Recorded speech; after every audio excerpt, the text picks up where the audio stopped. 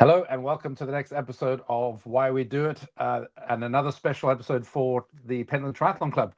We do these once a month. The logo is up, and we've got our live audience of several women from the club, and Frank along with me, just to help keep the gender balance going.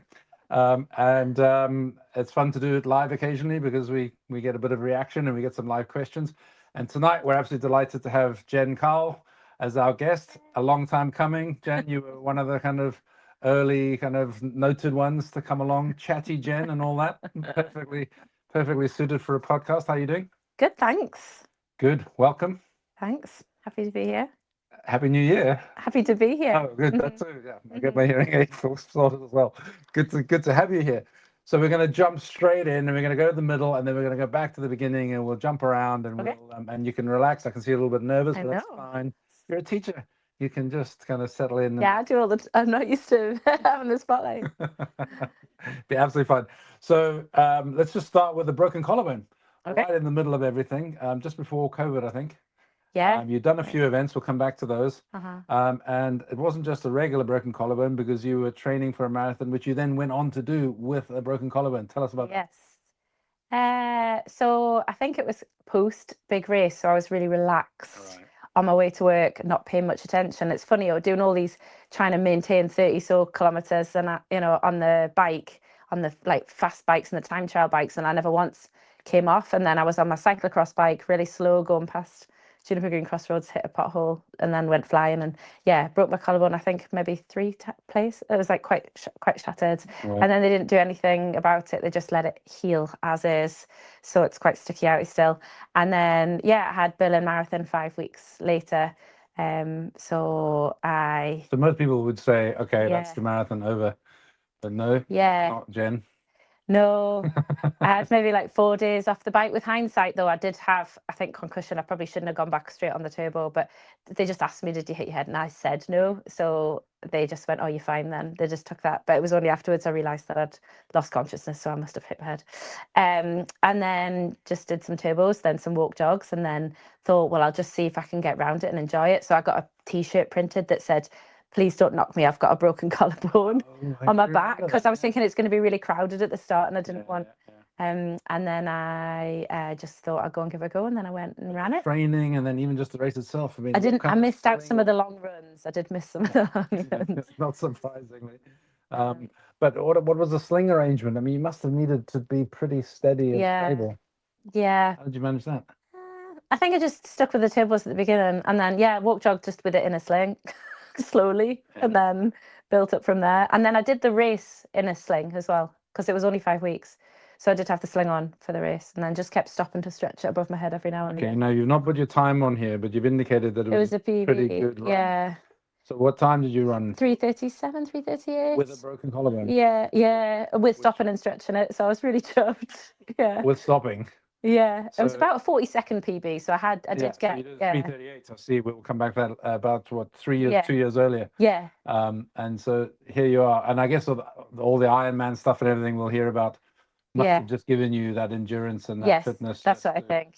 knock out a 3:37 with a broken collarbone. Yeah, yeah. And I guess not pushing too hard, or were you still Gen race mode?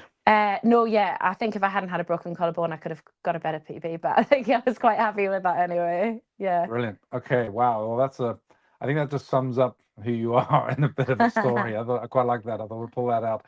That's Jen in a nutshell. So take us back to the beginning. Your days kind of, you grew up in Edinburgh, is that right? In Or well, where did you grow up? Newcastle. Newcastle. Yeah, yeah, yeah. And then you, Rona's laughing at me over there. My accent is a bit of a giveaway. This is the problem. Yeah, this This is is if you're not being local. we're 4 minutes in, so I'm not going back to restart to avoid that embarrassment. That's just going to have to stay there. Either that or I'll edit it out. Actually, that's probably what I'll do. So you grew up in Newcastle, Jen. Yeah. Tell us about that and your early childhood sports. I was never particularly sporty. I've got quite a sporty, like my dad's really into exercise. So I was brought up on going to the gym. He always tried to instill it's really good to have discipline and have regular exercise, especially as a teenage girl. Lots of teenagers stop doing exercise. So he really encouraged me to like go to the gym because that's what he did.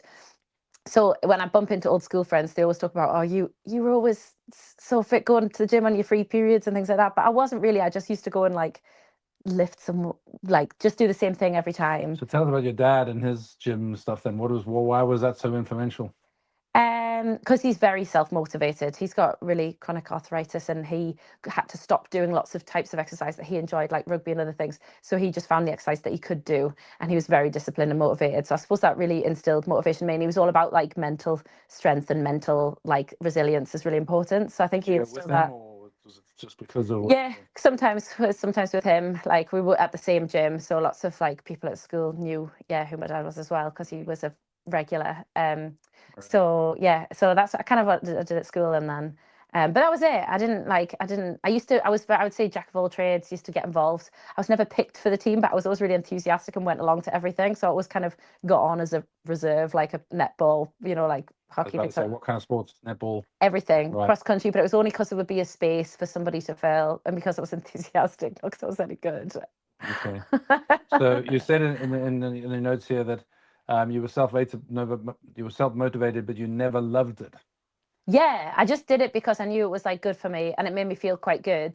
But I didn't love sport until triathlon, really. Right. And Okay. yeah, Which is a wee bit further down. loads later. Yeah, After school, you're off to uni. yeah. You're still keeping active, but nothing No, significant by the have time a of really it? distinct memory of coming back from a jog and my friend panicking and saying, I nearly called the police because I'd done 2 laps of the meadows instead of one. Right. And she thought I'd been murdered because I was You out went for to uni in so Edinburgh then. long. I can take the Yeah, lead there. yeah. So like normally, if you think of 1 lap of the meadows, I'd normally do like 20-minute jog, and yeah. So that she thought that it was really abnormal that I was out for double, and at the time it was probably about 45 What happened? You minutes. get lost. You took a Yeah, turn. I know. I was having a nice time, clearly. So yeah, so I just used to jog, just like slowly, didn't do anything competitive, just. And I would say again, I was just like middle of the range, not particularly. Occasionally go to a spin class, occasionally go to the gym, but I wasn't particularly motivated or disciplined. I would just do it maybe like 3, 4 times a week because I knew that was what was good for me. Right. Yeah. Okay. And so there was nothing competitive. You weren't in any teams. You was teams at school. Yeah. But nothing at uni. No, I did hockey team, but just for the social. I was in the eights, which is the bottom team. Eights. I was there for the social, Edinburgh absolutely. Uni eights hockey team. Yeah. Brilliant. That sounds Where like I met my sounds like a lot of fun. husband. Yeah. He was on the first, so he was very good.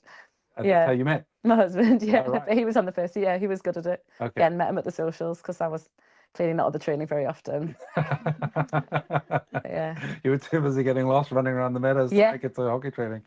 Okay, but then you're still in Edinburgh, and in 2014, something changes.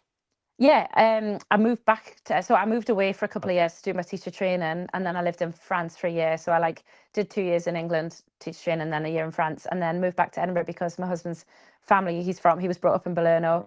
So we moved in with them for a little bit when we didn't know like what job I was going to get. And team pull that brought you back here. And then I just thought I needed a goal, so I just decided to sign up for a marathon. And then I joined Harmony Running Club, and that was in like. So what's the decision here? What makes you decide that you're going to sign up for a marathon? Because I felt like I needed a goal. I needed something to motivate me because I was still just doing my plods, like my 20-minute plods around the block. So at that point, I hadn't even probably done like 4 miles or something. I was just doing like, I didn't have a watch or anything. I just used to go out around the block. And you just thought, I'm just running around the equivalent of the meadows a few times. Yeah. Now I want to do it several times. Yeah, and a few was generous. Yeah, like 1 time. Yeah. But you chose Paris. Yeah, because I just Googled flat, easy marathons. And that comes up. It was very flat. Yeah. So yeah, signed up. In Amsterdam, and I'm not actually checked the profile of them, but No, I don't know either. Yeah. But with 2 friends, and then I joined the running club, and then started to get a bit of motivation from going there. Okay. And what's a Morris Mile? Oh, is anyone part of Harmony or was part of Harmony with Ian Morris? So back in the day with Ian Morris, you call it Morris Miles. You go out for your first one, you'd say, I've got this really nice 6K loop. And then you'd come back and it'd be like 9 miles or something, because he wouldn't really, everyone called it the Morris Miles because they weren't really how many miles you were going to do. Yeah, so I remember coming back totally buzzed in the middle of winter, doing my first like 6-mile run, and that was obviously like the first I've been, and my legs were all like raw from the cold, and I'd never really been out in that type of year because I'd never been motivated because I'd never been part of a club before. I was absolutely buzzing doing my longest distance, and then just went from there. I had to Google Morris Miles because I thought it was something that I've never heard of. No, it's a thing if you were part of Harmony. I thought it was either Harmony or I'm just not heard of this, and I need to make sure that I'm checked up on that. So you get out to the first marathon, and in a statement from you, a shocking statement from you that will come as a massive surprise, to absolutely no one here. You said chatting the whole time the around whole the marathon time. with my best pal Nadine. Yeah, the whole time. So I you didn't spoke stop. the whole way. There was three of us, and one friend was like, I can't talk and run. So she was in the middle, silent the whole time. And then me and Nadine read the side just and we talked, yeah. Did it in solid 4 hours, 45 minutes. So like nearly 5 hours of chatting, like a selfie by the Eiffel Tower. I was just living my best life. And we had such a lovely time. Finished it in nearly 5 hours, which is so long. And then the next day it didn't ache at all. And I thought, probably could have done that a little bit quicker. Yeah. First time, honestly, I think that's a great way to do an event like that. So Yeah. many people go out first time out and just absolutely break themselves, and then struggle with the whole psychology of the pain of doing another one. But There was a lot. I remember there was people running in couples, and there's at mile 17, 18 where they say you hit the wall. That was where the Eiffel Tower was, and I was like, I've never run further than 17 miles, and I was celebrating. But there was a lot of people like, breaking up. It looked like, or having big domestic arguments because they were like, partner wanted to keep going and they wanted to walk. about it. Not hitting the wall, but hitting the Eiffel Tower. In that case. Yeah. So you've done the marathon, and then you're thinking, right, actually, I want to do something more interesting. It didn't feel that sustainable because I really loved it and I loved the training, but I also felt like I want to be able to exercise till I'm like 90, and I really felt like the pressure on my, like, I was starting to get little niggles in my knees, and like I just didn't feel, if you follow a training plan, I don't even know if I did. I think I just went out with Harmony, but I maybe googled one, ran 3 or 4 times a week, and that was all I was doing exercise wise, I think. So I felt like I wanted something that was a bit more sustainable, and it was just at the time I think Harmony was affiliated with Pentland Triathlon. So someone just said from the running club, why don't you try joining the tri club? So I did, but I didn't swim and I didn't own a bike. So I was really like, I don't know, I just said yes. I've got lots of people who seem quite nervous joining the tri club. I don't know, I couldn't swim a length of myself, and I just turned up at Palermo Pool and went and bought a bike. So we're going to cut that bit out and use it as an advert for the tri club. Because, honestly, it should be. I couldn't swim even 2 lengths of the pool. And that was 2015 or 2016 even. Yeah. And then. But you're mad enough to go, right, come on then, let's just try this new stuff and keep going and do these things. And I was gasping. I would do 1 length, half breaststroke, half front crawl, gasping at the end of the length because I didn't know how to breathe properly. And then I'd spend like about the first 2 months, I think I just focused on bilateral breathing, and then I would go away, watch the YouTube videos, practice it. I'd go in the school pool, practice it, and then focus on another thing. And then I really liked it. Swimming in the tri club training sessions. Yeah, straight away. No, I never even went once on my own to see if I could swim. I just turned up. Yeah, no shame. Who was coaching? Do you remember? I don't know, but I was so slow. I couldn't. So they must have been having a heart attack. Not drown. Yeah. Who was coaching? No. Yeah. I don't know who would have been coaching. That would have been interesting. Looking at a coach here too. Would it have been Kahl, maybe? Yeah. Probably Kahl. Patient Kahl. Kahl, who ended up coaching me through a lot. Through that. Yeah. So the swimming was one thing, and cycling. Yeah. So you had much cycling before tri club? No, I didn't own a bike. No, I don't know if I ever owned a bike. And maybe to have a bike at uni, that was like, maybe like would have cycled to King's Buildings at uni, but my bike would have been 20 quid from a charity shop if I did. Right. And again, I'd probably, like, if my flatmates watching, I still remember. Yeah. And then I just went to Halfords and then said, can I have whatever your cheapest bike is? And got a bike for a few £100, a Boardman cyclocross. And then I decided I wanted to commute with it. So I got a pannier rack on and big, heavy, like, waterproof pannier bags. And then when I started doing the training, I just didn't take any of that off. So, like, I turned up to my first race. And so let's get into your first with race. all of that on. We've got a picture. It unfortunately doesn't involve the bike, which is a shame. But this is you. I'm wearing all the PT gear, though. I was clearly very proud. The finishing line of your first sprint try, which race is this? I think Gala Shields. That's right. Yeah, I didn't want to say it because this is about you. I can read off all these notes. But so you're doing your first sprint try in Gala Shields in 2016. Yeah. But on the bike, you had trainers but you had the panniers on the bike. I had trainers. I didn't even have the things to put your feet in. I just had them on the top. And then my colleague, who I work with, that was also once by me. I had a couple of colleagues who were doing like triathlons as well, and she was horrified. She saw me at the start setup and was like, "Why are you racing with a pannier rack on? They're so heavy." And I was like, "Well, it's a bit of an effort to take it off, isn't it?" So I just left it on. She was like, "Can I just quickly take it off? Yeah, I've got tools." And I was like, "No, it's fine." And I just left it on. I came like 13th from last, my first race. Empty the pannier bags of all your work stuff at least. Yeah, to do that. Yeah. That's something. Yeah. Is it a hilly course? I mean, I work near Galashiels, so there's some hills around there? Yeah. So you had to go up It's some of hard. those hills on a bike. Yeah. But I didn't know it was hard if you don't have a comparison to how much easier it is on a nice bike. So you came. What you've said in here? How you finished? How did you finish? We can't see anyone else in the picture, but No, 13th. Yeah, it was 13th from the bottom. I did look up at some point, and that stuck in my head. there's the guy. I think there's someone in the yellow vest, miles in the back, who was obviously Yeah. 12th from last. Yeah. So the amazing thing about this, though, is this is 2016, Yeah. and when we hear what's about to happen, based on the fact that you were swimming for the first time, what, in 2015? Yeah. End of 2015, And 2016. 2016, you're doing your first sprint try. Well, what happens over the next 2 or 3 years is actually, frankly, incredible based on that. So talk us through those next couple of years then. Yeah, very fast. I really loved it. You know, I was saying I used to go to the gym and jog around the meadows, but I never really loved it. And then I just found triathlon and thought, oh, I really love it. I loved learning. I loved learning. So I loved like going away and watching the YouTubes on how to swim. And then I don't know when I got my first road bike. I got it on the cycle, I don't know, say on there, maybe 2017. I think I did a whole year on my cheapy bike. And then I also cycled the North Coast 500, so 500 miles on that cheapy heavy bike. With the panniers. Yeah. Yeah. And so like, but I was doing like 70 miles a day with that, with trainers on. And I got some knee pain because it's not very good for you. clipped-in shoes. No, I don't think so. Not Or even maybe the I got cages to maybe I hold got onto your the trainers.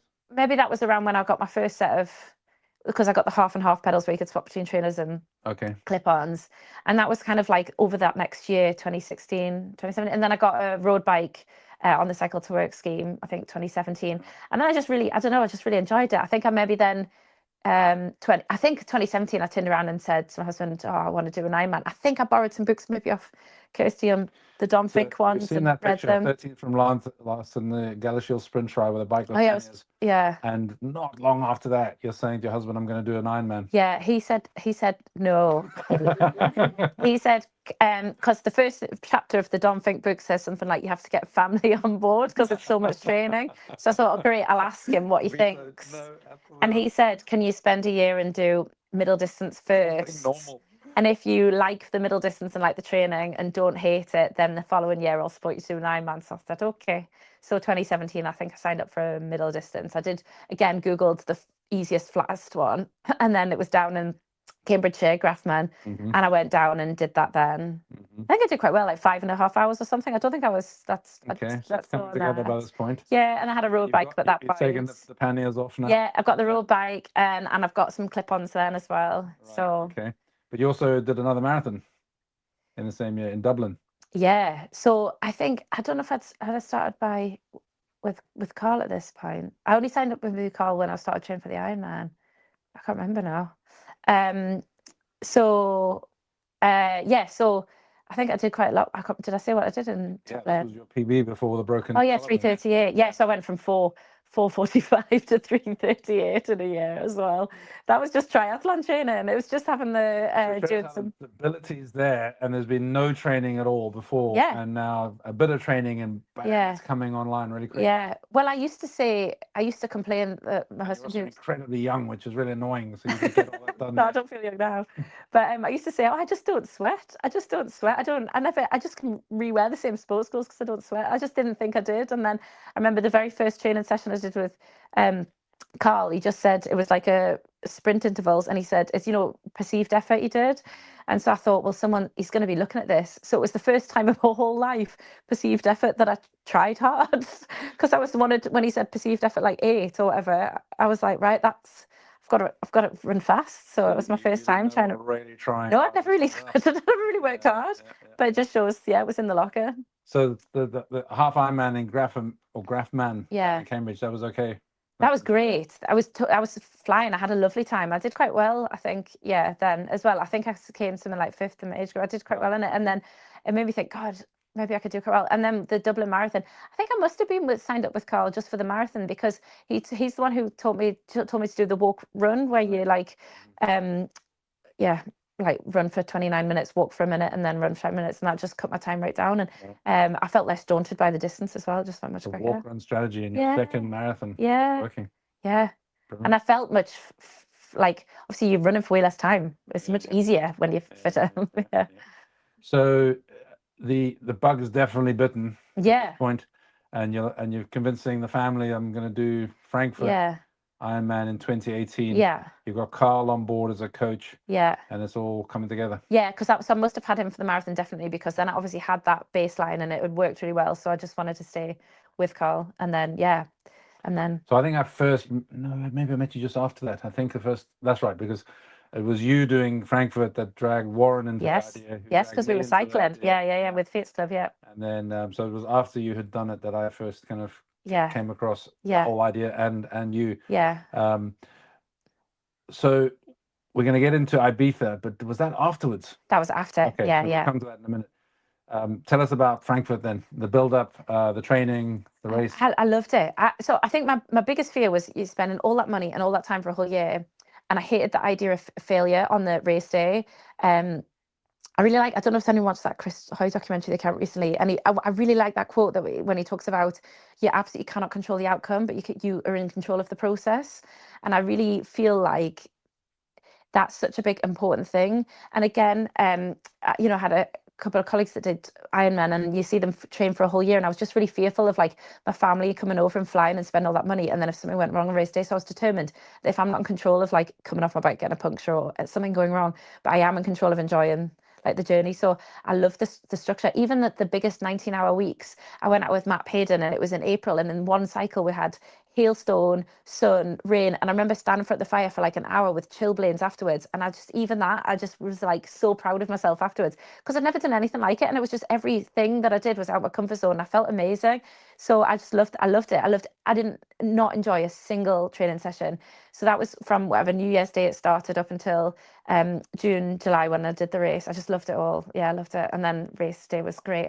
I just enjoyed it. I smiled the whole way. I had a great time. Everything Yeah. came together. Apparently it was really hot, but I didn't really. I was just doing the strategy of shove all the ice down your top, and I didn't feel that hot. I was fine. But apparently spectating was really hot. It's hard work for my support crew. Yeah. And I'll only mention it once, but you set Warren up on something who dragged me into Oh, something I that was know. 39 So I degrees. think it was 32 or 33, and you guys did the next year at 39. Yes, so it wasn't as hot as that. Yeah, wow, 30, You yeah. get your excuses in. Exactly. The fourth discipline. It's been mentioned several times, and it will be mentioned several times more in due course. So great first Ironman, Yes. and now you've done that, and you think, Yes. wow. I mean, this is like 2 years after Not being able to swim or on a bike. Yeah, really quick, which is why I How really was the want. swim? Let's just touch on that for a second. That's a long way to swim. Oh, swim was good. Swimmer. I loved it. I think I did an hour and 11 minutes or something like that. Holy cow! Is that right? I I don't did know. an Is that hour and definitely 8 a year right? later, and that's that's Is that an right? hour 11's I don't pretty know. good. I was I think I did 152 per 100 meters. I don't know what that works out as. Right, yeah. But I was really consistent, and the water was lovely. I just had a really nice time. It was just really good. There's no Yeah, the waves. start of the swim was my absolute favourite bit. Yeah. Of the whole race with the sunrise and the like anticipation. Yeah. I just absolutely loved it. The clapping. Yes, Crowd exactly. Yeah. did you go in waves? Start in waves? Yeah. Yeah. And I just stayed really far away. I didn't want to get hit. And also in Grafman, something had happened to my goggle and my lens came out, and I had to swim loads of it with one eye closed because my lens had come out, and so just water was washing in my eye. So I was and so I was really dizzy when I came out of the water. So I was really worried something like that would happen. So I was determined I'm not getting hit in the face or anything that's going to happen. So I just like I swam really far from everyone at the side. So I thought I don't mind if I do longer distance as long as I don't get kicked or whatever. in the first So stage of the whole long day. yeah. Brilliant. Okay, and then if that isn't interesting enough, building up from 2 years to that, you still got Carl on board, and someone. How did you even hear of age group stuff? Where did that come I think because at the end of the Ironman, I went and checked, and I was because it's the European Championships, so the time cutoff is 15 hours instead of 18 hours, which is other races. And obviously, it's a really competitive field because it's European Champs, which I didn't know because again, I googled easiest flattest Ironman. So and I came 13th in my age group, and I was in the 25 to 29 age group, which I think is one of the like was a pretty competitive age group. So I was thinking 13th, that's not terrible. And then I was like, following people like that go to Kona, and then I just thought, oh, maybe I could be good if I worked hard. So that was my motivation to come back. And so did you use that as a qualifier for Ibiza? And what was the distance on Ibiza? no, I think that was when I came back and joined. joined Jets. Yeah, so I was gonna come to that. Yeah. You left the erstwhile. There's the logo. Where above my head here. You left the erstwhile Pendleton triathletes, or did you Yes. stay? No, you're right. I think I. Yeah. Well, yeah, because all the training has to be within the same club. And Yeah. you went to Jets. Yeah. Yeah, It's getting very because. serious now. Well, this is where I was thinking. Well, what they kind of really advocated themselves as being, when it joined, you have an interview with Joel, who's like, what's your goal, where do you want to go to, do you want to get to Kona? It makes it really feel like it's very an elite squad that's really motivated. So I just I'm thought, pulling your leg. It makes perfect sense that you started to look at that. yeah, I just wanted to see if I work quite hard, what could I do? Yeah, And then and also it was on the back of the Ironman. I'd say the Ironman had a lovely time, but again, I really enjoyed it all. But I wasn't working like my absolute maximum the whole time because it's such a long distance. So then I thought, and then somebody mentioned age group, I think probably at Jets. So I thought I'd use my Grafman score and then Ibiza and then the following year Grafman is your Romania. qualifier. I was trying to work out Think where that so. qualifier came from. Yeah, it Okay. must have been Grafman. So you go to Ibiza. We got a Yeah. picture. And Yes. there you are in the GB kit for the first time. So that was a half Ironman, was Yes. it? Yeah. And it didn't start till 4 p.m. because the rain was so torrential. They kept putting off the start time. There was like flooding in the streets. I'm just trying to read the. I know that. Let's say what time. Yeah, What 12. a day! My first European triathlon 12 female championships overall. at Ibiza. We're in GB kit. 12 female overall out of 179 overall. Overall, Fourth in my age group. Missed out on a podium by 83 seconds. Yeah. Over a half Ironman. Yeah. Oh, that's gutting. Yeah. Yeah. But I didn't know. I just knew I felt quite fit and I felt really good and I just had the best time. And that was my very first time because the Ironman was so flat. Everyone was on a TT bike except for me. So between the Ironman was like June, July, and that was in October. So I came home and bought a TT bike and I'd only been on it 3 times. So it's because I just felt like I was the only one without one when I did the race. So that was my first time racing on a TT bike as well. And after all that flooding around the roundabouts, there was a lot of crashes and things. So So had you done much training on a TT bike? no. Again, I think I was still with Carl because I just remember Carl getting me to go through that bit on the. I don't even know where it is. There's like a little triangle up towards Crammond somewhere. If you go up a bit, and I just went around that a few times, maybe 2 or 3 times. I've On been a on it. TT bike, and that was it. Yeah, and then just before the race, there was loads of panic because at the sign up, they were like, "Oh, there's a really long transition, so you're better off not being in your clip-cloppy shoes. You're better." So there was all the women, especially, seemed to, like me, not have elastic bands tied onto the shoes. So there was loads of people the day before trying to learn how to do a flying mount with their shoes in, but I didn't do that. I thought, oh, absolutely not. So I clip-clop, but it was really far on cobbled streets. At in Ibiza, Yeah, and that was that one. So we're going to then talk about the next year, Romania, because you did another age group. Yes. But in between, and I've left it to now because normally at the very beginning, we talk about a jokey kind of sponsor. Who would you pick as your preferred sponsor if you could be sponsored by anyone? Yes.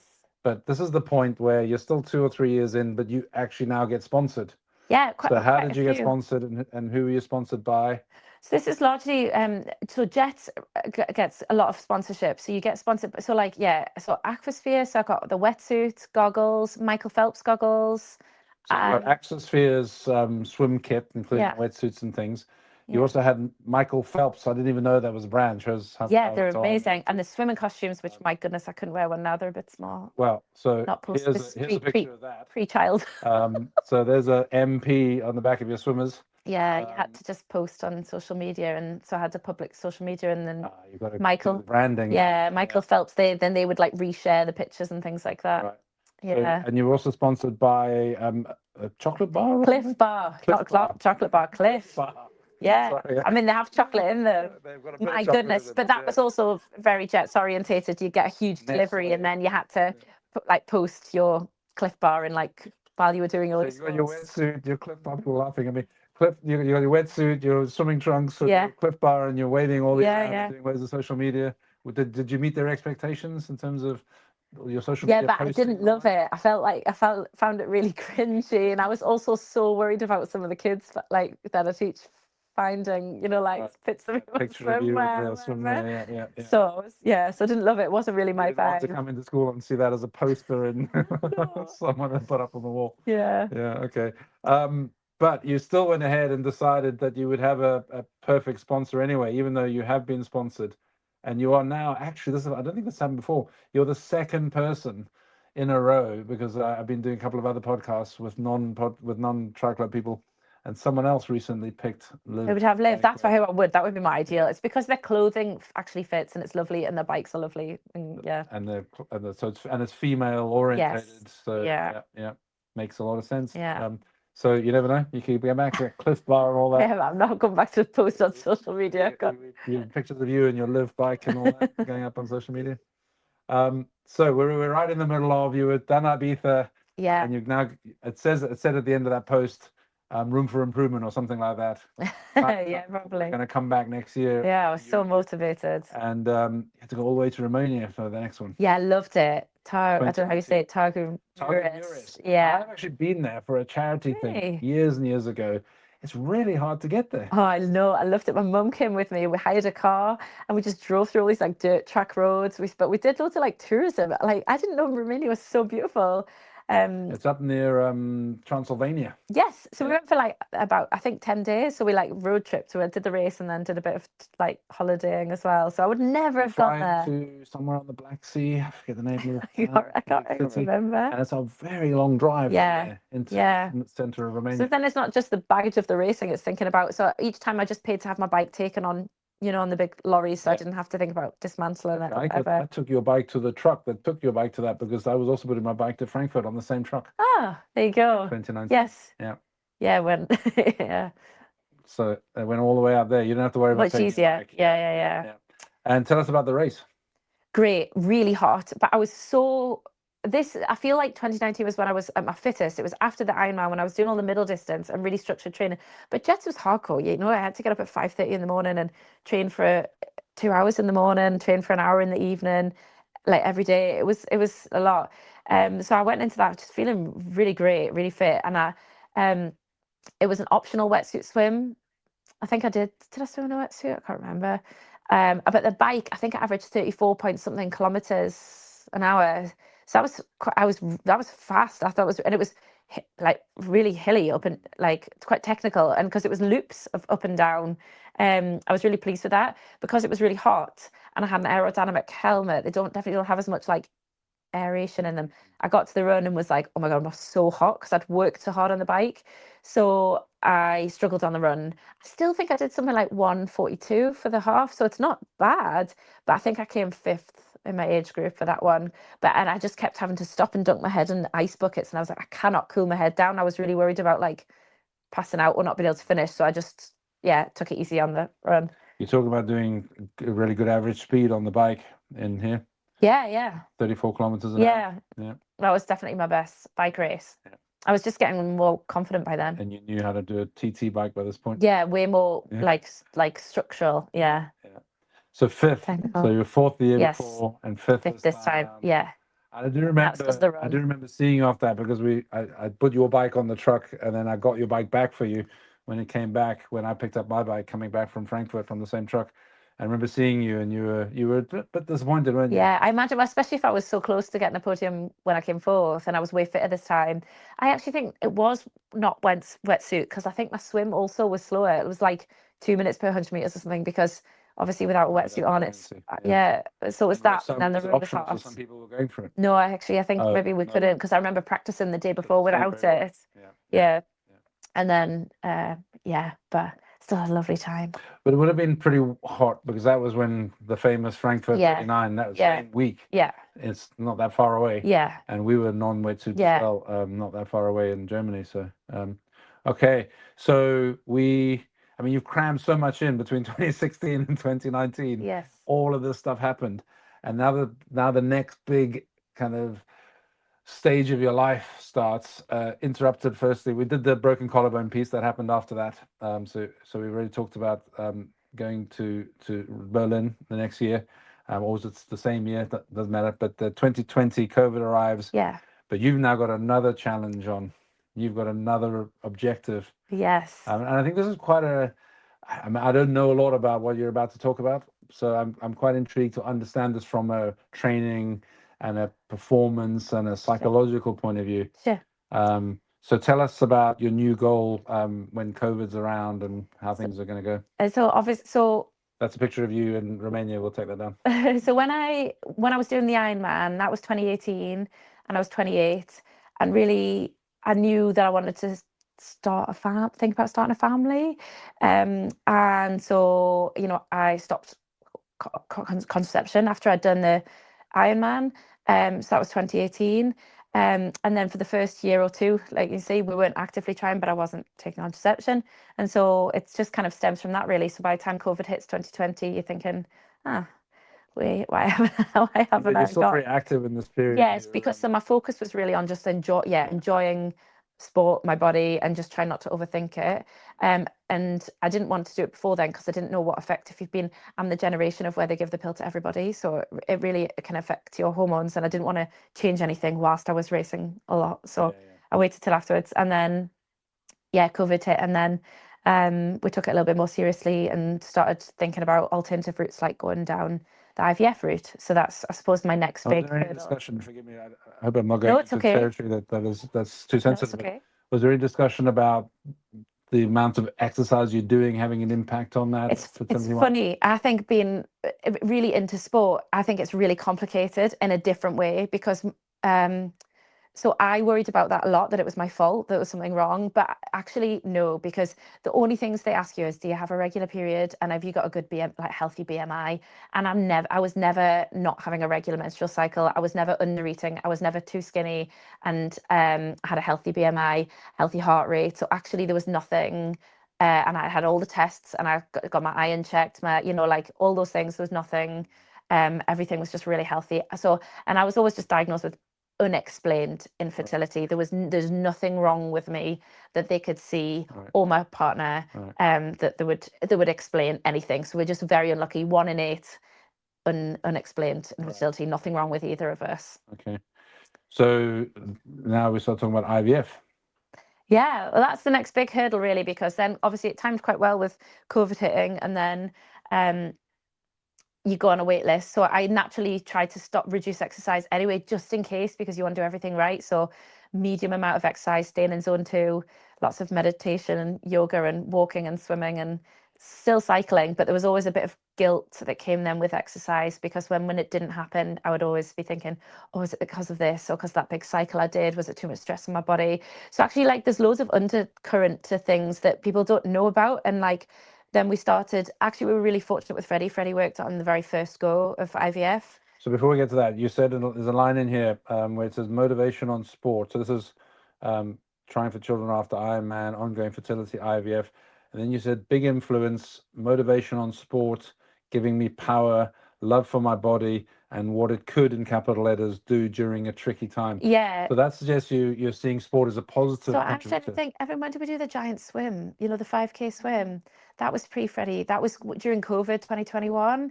And that was like a huge thing because I was trying to reduce high impact things. So swimming I found really calming. That's when I got into like lots of kind of a bit of more therapeutic, like cold water dipping and fun swimming for fun. Oh, so on cold water, yeah. So this was in COVID, wasn't it? Yeah. This is a famous set of pictures. You ended up on all the papers, on the panel, yeah, and the panel of the Tri Club website and Facebook page forever. Yeah. Not that picture, it's the aerial The shot. aerial one, yeah. Looking down on you, kind of having a smash. And a bunch of us were there that day. We were all in that water. It was amazing. I can't remember if it was the beginning of COVID or Somewhere in the middle, yeah. So cold water was something you were looking at as part of it. Yeah, just to going in for a short amount of time and getting the endorphins, but without really like stressing your body. And I was trying to keep my mental health. It's a fine line. If you really love sport, it makes you feel good. You don't want to then stop that, because then you need to maintain an element of sanity as well throughout COVID and trying to have children. Mm-hmm. So, and then when Evelyn and I signed up for the 5K swim, and that was like a huge part where I really, that was a different type of challenge, going for a long period of time, but just relaxing and trying to go slow and really enjoying it. And it was just, celebrating. I felt really empowered, because in a time when I felt like my body was like not doing what I wanted to do, and like what I thought it should do, then it was an element of just feeling really proud of what it could do, and trying to celebrate that. But it was always a very fine line, and I always beat myself up when it didn't happen, when I didn't manage to conceive, that it was my fault, and it was always because I was worried about exercise. But then I couldn't not do it, so it's a really double-edged sword. But yeah. Exactly. And I jumped in as you were about to say that it was one round with Yeah. So we were very lucky in that respect. Lucky, unlucky because it took a long time. Lucky because we got, we're on the NHS. We got the call up, and then Freddie worked the first time round. He was the only surviving embryo though, so we didn't have any others in storage on the NHS. So he was our only one that kept dividing out of 9 that started. So, and then he stuck around, and now I've got a little 3-year-old. So that's really great. And you did send a picture which doesn't show his face, so we pop this up. No. This is you going back to exercise post Freddie after the Yes. first half marathon. Yes. So I just wanted to try and embrace different challenges because it's such a privilege to be a mum, and especially when I really thought like the fear of never being a mum when you want to be a mum is like unexplainable to somebody who manages to have children easily. So like I really wanted to change my focus and just really appreciate being able to be a mum. So I took him camping. It's so good. It was Blair Athol Trail Runner weekend. It was 20 quid for the whole weekend. And I signed up for the trail half marathon on the Sunday, and I took him camping, and we just stayed in a little tent, the two of us. And then Phil drove up on the day and watched him while I did that. He's not into camping, so he didn't want to come with me, but he just came up to watch him on the day while I ran. And then and it was just brilliant being around the running festival, and he was cheering on all the runners of the other races. And I did it really slowly, 2 hours 15, took loads of photos, went back to like I did the Paris Marathon, and just thought, I'm really proud of my body. I'm really proud of myself as a mum that I've been able to take him camping on my own with a 2-year-old. Like, not many people do that. And I just tried to, embrace like exercise from a perspective of motherhood instead. Amazing. That's fantastic. Yeah. And then shortly afterwards, you thought, right, we managed one, so let's go again. Yeah, I think I just didn't want to. I just loved it so much. Being a mum's, I just love it so much, and I just wanted to. If he asked in the future why I didn't have any siblings, I wanted to be able to say with confidence that I'd tried. So we said we'd give it 1 year. So we started November 2024. Obviously, once you've got a child, you don't get anything on the NHS. So this is all private in a private clinic in Glasgow. So November 2024. So we started going privately, and then we've spent November till November 2025, really. And we had quite a lot of challenges on the way. It wasn't as easy as with Freddie. So yeah, like lots of things. I don't know how to do where I was going, but I got like overstimulation, and then I got loads of eggs, like 21 eggs. But then because it was too many, they had to freeze them all, so the cycle had to stop. So then I had to wait a few more months until my body calmed down, then try again. So it all fits into like, and I'm fully back into sport and racing at this point. But then, for example, I can go to Palermo and think, well, my ovaries are massive, so I don't want to do this kicking exercise. But I don't want to say to the coach, well, I don't want to do that because I've got huge ovaries because I'm in the middle of IVF. It's really personal and intimate. So it's a really complicated balance between. Because Frank would just say, come on, just get on with it. Between like joining in, and which is so good for me and for my mental health and physical health, but also just like I really didn't want to share. And actually, it's the hardest people to not share with, because triathlon, people see your body, and you put yourself in a different situation. So you might end up sharing things that you actually wouldn't share with your closest family and friends, because it's harder to hide things. So it was really difficult, because we then had 4, 1 failed attempt because we had to freeze them, then 3 tries to over this past 12 months. So obviously each time it's like, injections going through it, then a period of 2 weeks whilst the embryo's in, where I did no exercise except for gentle swimming and yoga. So then, I'm just dropping off the face of the earth to people, but I don't want to tell anyone why, because it's so personal. So it's just like, it was just like, it's been quite a challenging year in that respect, to be able to maintain exercise and friends and not let people down, but with not wanting to share, because with each failure, it's really difficult to share that as well. And then you think, oh, if I go again and people know, you just want. Yeah, it puts pressure on it. Yeah, exactly. Yeah. So it's been quite a hard year. But good news. Yeah, the final one worked and it stuck. So that was our very last one. We had 6 healthy embryos that had survived, and we got 3 in, and the third one was our final one we were going to try. We've donated the final 3 to science. We were already going to stop because, just to give you the perspective, within that year it's about £25,000. It's a lot of money going private. Each embryo transfers 3,500. So if someone that lives in a small 2-bed terraced house, that's like, we don't live an extravagant lifestyle. So we just always knew this was going to be the last embryo because we want our focus to be on Freddie. I always said I wanted to do an Ironman when I was 40. I wanted to, and we to be honest, my husband said, because he said, "Are you sure you want to get this last one in? Do you not want to just spend all that money on an Ironman?" On a live bike. And he just said, think how many live bikes you can get. Because we've got Freddie now. We're so lucky to have Freddie. It's because we'd had experienced so much disappointment. He didn't want me. It's just witnessing me going through that disappointment was really hard for him to watch. And because I love sport and it makes me really happy, he was just wanting me to think, are you sure you want to spend that money when we've already got this beautiful life with our 3-year-old that we're so grateful for. Love of becoming a mother again, the Yeah. of it all in the middle. And and it's hard to get the balance right. So I said, well, it's November to November. We give it this third and very final try. We've already signed away the final 3 to donate to science for people to practice the techniques on. So it was always going to be the very last try, and then it stuck. So so due date. Yeah, end of May 2026. So I got text messages saying we need to get this podcast in because I'm not doing this later pregnancy and after the second baby. So here we go. And Pushed into the list.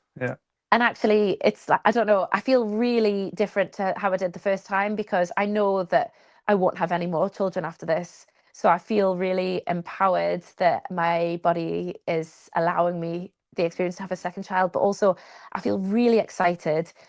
When I look back at pictures, I loved 2017 to 2019 so much, and I love being really fit, and I really love being a role model. I would like to be a role model for my future children, and I can't wait to do sport just for the love of it and not care who cares if I've done a 4-hour cycle and it's strained my body loads. It doesn't matter. Once I've got this child, I've got it, and I don't have to worry about that anymore. Because really, that's 6 years of my training where it's always been overshadowed with the thought of what impact is it having? So I can't wait to, and I definitely will do another Ironman. I definitely will get back to having a coach and structured training. I know I will. I don't know how quickly, it depends how I go adjust to being a parent of 2, but I feel really excited to have my body fully back to being mine. You need to get the rhythm of 2 versus 1, and then you'll figure that all out. Everyone else is but I feel really excited for it because that's it now. It's kind of the end of that kind of parent journey. So much easier being a bloke, isn't it? Jen, honestly, that is so I don't know what the right word is, just beautiful to hear how you focused your mind on that and your prioritization and the motivation to do the things that you wanted to do there, and it's just so lovely to hear. I almost want to, we are going to wrap there because I think it's such a really good place to finish, and I think it's such a powerful story that you've told about coming out of racing, getting into that, going through all those challenges, and holding it all together, and achieving the things you've done, both on and off the racetrack. So I think it's fantastic to hear that, and thank you so much for telling us that story. But before we finish up, you've kind of touched on it, but ambitions once you get going again, once you get back into once the 2 children routine is kind of eventually settled and you can train again and race again. To be honest, I did say I wanted to do it for my 40th. So that's 3 years ago. Weird, have a 3-year-old. Don't know. Is it possible? I think so. Maybe. I'd quite like to just focus on like standard and middle for the first. Because when I was 6 months postpartum with Freddie, I did a standard distance and I qualified for the world 6 months postpartum. And I felt really motivated then. But even then, I knew that I was going to be going through all this again, so I didn't try that hard. So so I don't know. Just really looking forward to getting back into it. Any particular Ironman you got your eye on as you look at an easy flat one? What was that? Back to Frankfurt then. Keep the same routine. Yeah. Let's ask questions before we wrap. Anyone got any questions to throw in on that? And don't save any for after I hit the record button. We usually ask, what's your worst nightmare and what's the best thing, and you didn't ask that. Because there's so much other interesting stuff going on. So what's your kind of worst kind of moment or kind of craziest thing that went wrong and your highlight of all your races? I can't really think of the worst thing because I haven't done anything where I You pushed already had the goggle. yeah, coming the out. goggle and the collarbone. I haven't really pushed myself that hard in a race where I've had like a big monumental fail in a race because I've always been so fearful of wanting to enjoy it and finish it that I've always taken it quite Okay, so we easy. forget the low light. What about the highlight? Which I think one moment crossing the finish line of the Ironman. at Frankfurt? Yeah, that was like one of the highlights of my life. Yeah. And they make a big deal about it, don't they? You come around that corner, and like most Ironman, is a big It was event. just having like But you go into those two grandstands, and there's a big noise. yeah, but like my mum, that my dad, my brother had flown across, Phil was there. And it's funny, both of us, when we went to get married, we did that like homework before you get married, where you write your own stories about the other person and your relationship. And I wrote in my story, seeing him at the finish line supporting me was the moment I like knew I wanted to marry him. And he wrote in his story, seeing across the finish line, seeing us so motivated, was what made me know I wanted to marry her. And so we'd both put that without discussing it. So it was more just like from a really proud, like family like moment to do something that makes Okay. yourself and people around you feel really proud. Right. No pressure, anyone. Another question. I wonder how you keep so motivated and so positive to do all your training. Yeah, let's do positive right here. How about that for positive? You've just talked about it. This is a picture of you at that moment crossing the line at Frankfurt, or after the line in Frankfurt. Yes. Look at that smile. That is just such a Jen smile. There it is again, Yeah. replicated. I do. So I do feel really motivated. Triathlon's been great for me. It's been really hard since like starting to try for kids the last 6 years. I've been very like up and down, like real highlights, real lowlights, and actually, I just know it makes me feel really good about my body. It makes me feel really strong and really empowered. So I know that I always feel better for doing exercise. It gives you just total onus of yourself, and you're in control of your actions. You choose whether you get out the door, whether you don't. So I feel like I always know that I'll always feel better for making the right choice that's right, right for me. So I don't know, I've always, yeah. But I never struggle with motivation, even with things that I didn't love, like going to the gym when I was a teenager. I've always just done it, even if I didn't love it. going, Whereas now I really love it. So you touched on this right at the start, and it was about motivating teenage girls. Yeah, And you work with teenagers. yeah. Have you got that? How do you keep I think teenagers? it's really hard. You've got boys. Especially because I think as a teenager, teenagers gain weight much easier. Teenage girls, especially when they go through the puberty, and actually because of that, a lot of like I've covered PE classes before where kids don't even bring the PE kit on purpose, so they don't have to move their bodies, or they're like doing PE with a full face of makeup on, and like just walking around the PE hall, and I find it really sad. So first of all, I don't think there's this trait, or they really worry about what they're eating. And the other thing about sport that's so lovely is it makes you care less about what you eat. You can still eat well, but you're much more interested in nourishing your body if you do sport. Um, I love to be a role model. Like Carl released a blog when I did the Ironman. Like quite a few of the kids I've taught have read it, and like I go for runs on lunchtime. And I remember at the beginning being like in my shorts and t-shirt, is that really embarrassing? And now I just really love it. I just don't really care, and I feel like that's all I can did you show get that is. sense that that's registering for some of us? I was going to follow Clay's question with saying you're working with them, they've seen what you've done, or they must have heard what you've done. Then you started talking about it. So do you get a feeling that any of them are going, Sometimes inspiration? some of the older kids like ask me about it. Some of them are really interested when I did all the cold water dipping and COVID and we're doing a night like Ironman. Some of them have got parents in tri clubs and stuff, so they kind of know a bit about it. So they're really interested. I think it's a really tricky time. So I think that's where I think just encouraging the habit or the routine, even if it's not something you love, it's more about the mindset. It's like drilling in the mindset of making it part of the daily routine. I think it's more important. And then it's finding something you love, isn't it? Because then you're more self-motivated anyway. I don't know if that really answers your question. We're approaching pumpkin time, so we've Yeah. got time for one more, or not. What's your favorite out of the 3 sports at the moment? The 3 disciplines. Yeah. Great question. I've gone through total phases because I've said running back in the day, and then during COVID, it would have definitely been obviously swimming. I got so into my swimming, but I think the thing that I feel like is probably cycling. I probably would say cycling because it's taken me on the most adventures. like cycling the Hebridean Way, cycling the North Coast 500, you could see so much further.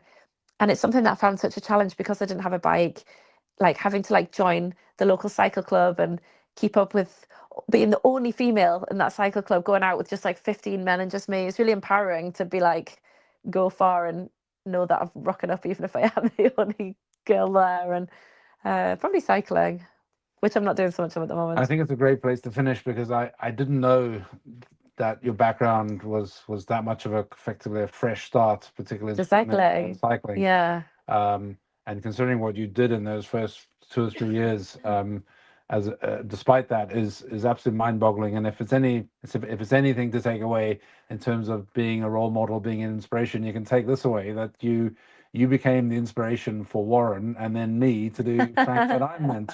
Two old gits who basically followed your path But I think because of what you'd done, but and because of the things you'd been saying to Warren in particular. yeah, if that- I can do it, anyone can do it. Because starting in 2016 without a bike and not being able to swim, 2 years being able to do an Ironman, I feel like if I can do it, anyone can do it. It's just structure and discipline. You know, there's no skill. It's not like I didn't have an innate skill to do triathlon. Well, I don't know. Some people might say there's a bit of natural skill sitting underneath that, but I think you just gave us another advert clip there, which is great. Jen, thank you so much. It's Thank absolutely you. fantastic to have you on the kind of series of folks from the club. I hope other Thanks. people in the club, particularly new members, listen to that, because I think that there's a lot to be kind of learned from that for people coming in and being quite nervous or intimidated by Yeah. the whole thing. So good for you, and thanks to you, thanks to everyone for coming along, and Thanks. see you next time.